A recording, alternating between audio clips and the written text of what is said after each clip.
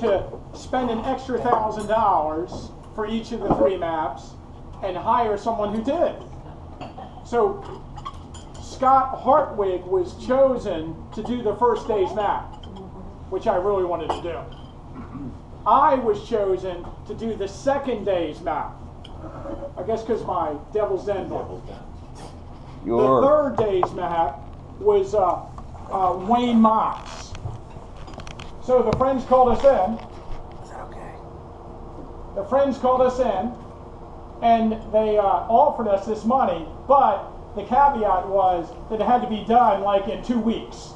You know. And so I think they were a little disappointed with my map. If you look at these massive maps, and I have one of the maps here I'm going to talk about. This is the whole talk is about this one. But they were disappointed with my second day map because they chose 4 o'clock in the afternoon. And I said, hey, are you sure you want to do 4 o'clock in the afternoon? We could do 5 or 6, but they wanted to do 4 o'clock. And of course, their minds probably imagined that at 4 o'clock we'd show like the fighting on Little Round Top in the Devil's Den. But no, you know, those troops that fought on Little Round Top are like, you know, on the Tawnytown Road and they're marching into position. They're not there yet. You know, so by picking one point in time and doing the troops as they appeared, there's kind of troublesome in that respect. So we weren't trying to do the whole battle, just one time period. And so I don't know exactly when it happened, but since Tom was my friend, and I was better friends with him than the people who were mad at him about the project falling apart, I went over to his house a few times and worked with him on his computer to see what it could do and how we were going to do this. And so we got to talking, and I thought, you know, while they're paying me to do this, and you know we have so much time, how about if there's a 4th map? And the 4th map would be the base map. And on the base map, how about if we showed the names of every farm on the battlefield? And of course, it was something that I had been thinking about for a long time. I can't say I was working on it ahead of time, but I had been thinking about it. Because prior to this map coming out, if you wanted to find the name of a farmer that lived in one of the houses, what do? You look on one of the existing maps, like the Warren map, or the John Batchelder map, or the 1872 atlas, or the 1858 map. But they just have the last name, and you don't know if that's the guy who lives there, the guy who owns the farm. You know, you don't know any of those things. And the Warren map was done in 1868, 1869. And it was never intended to show the names of the people who lived there at the time of the battle. It was simply intended to show what the battlefield looked like, you know, 6 years after the battle. So it is filled with names of people that did not live there at the time. And of course, this has caused problems. How many people have looked for the Timbers Farm Foundation? It is not the Timbers Farm. But people are always looking for the Timbers Farm Foundation. Yeah, it's a Waker. Yeah, it's a Waker. So because the 1868 map shows it as the Timbers Farm, people think it's a Timbers Farm. So it's, you know, and I thought, wouldn't it be good to like have some kind of map that shows you who lives at every farm at the time of the battle? And it was a pretty massive undertaking. I don't remember what week or 2 weeks what I was doing at that time. I must have had lots of time on my hands. So the finished product for this map is this map that I have here, and it has farms around the battlefield, and it has the names of the people who own the farms, and if possible, in parentheses, the tenant or the person that lives there at the time. And, you know, because the time period was a little short, there are some mistakes and there are things that I would like to correct. But, you know, I've never really had the opportunity to do it again. But I tell you, since this map has come out, you look in book after book and map after map in Gettysburg magazine, and people have seen this and changed the names to what I put on the map. So I know if they use my good research or my bad research. Because they didn't do their own research, that's for sure.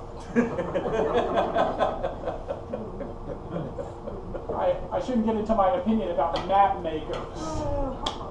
But map makers to me are like just one step below, like print artists. Cartoon. Yeah. Yeah. Or comic book artists. Map makers. Okay. So anyway, Tom DeShorten, again, you know, I'm talking about him. I might say some nasty things about him. He's a friend of mine. He lives in Maine. And he's probably, if you know anything about him, he wrote a book on the 20th May, and for a while he was a volunteer here at the park. And he gets his name real big on the map.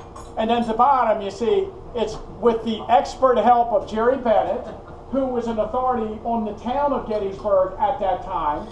And I don't really know, I don't see anything that he really did on it. I don't know what Jerry helped with. And then Charlie Fennell was asked to look over all the maps. Good choice, especially in the Culp's Hill section of my map. Scott Hartwig, of course, who worked at the park at the time and loves to talk about the first day's battle. He did the first day. Harry Fonts, who, of course, is a well-known historian and wrote several books on the battle. And he was historian of the National Park for a time, and he worked on all the maps. And then I did the second day, and Wayne did the first day, or the third day. And it was, you know, think about it.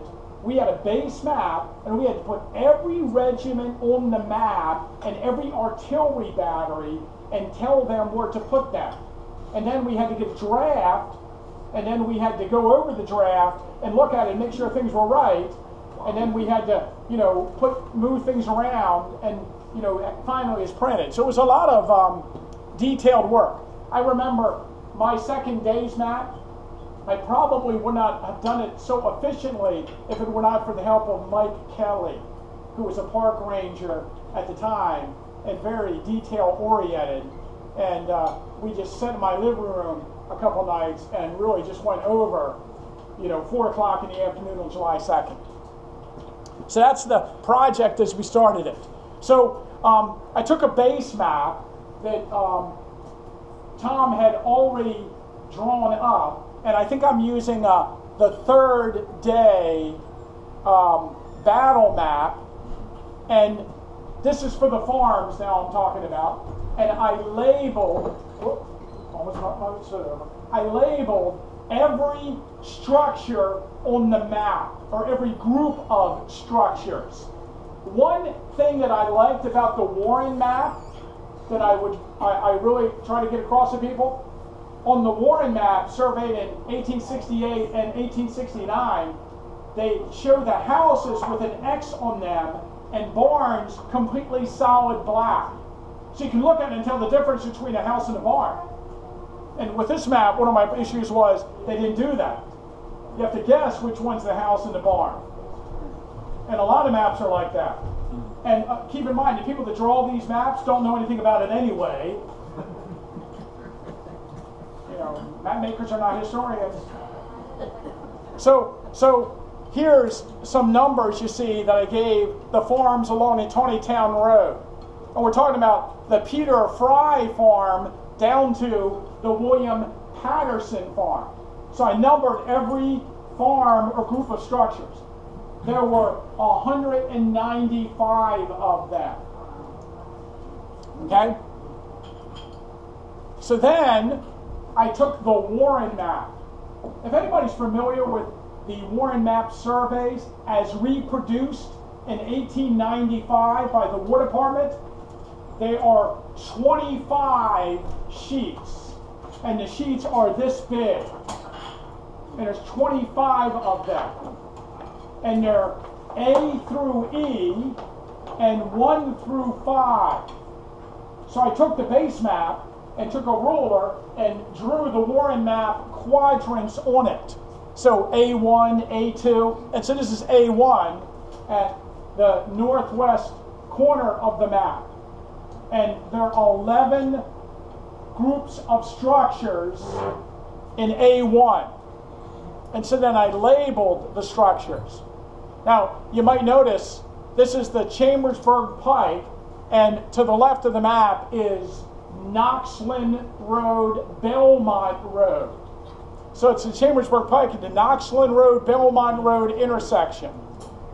Now, Tom insisted, to my chagrin or my disappointment, to put the farm lanes in a different color, which annoyed me because in some cases he was guessing at where farm lanes were. And you know, there's inherent problems with the Warren map. It does not show roads. It only shows fences. So if there is a road with fences on both sides of it, you can see where the road is. But if there's a path through the woods or something like that, or worse yet, if there's a path across an open field and there's no fences on it, it's not shown on the Warren map.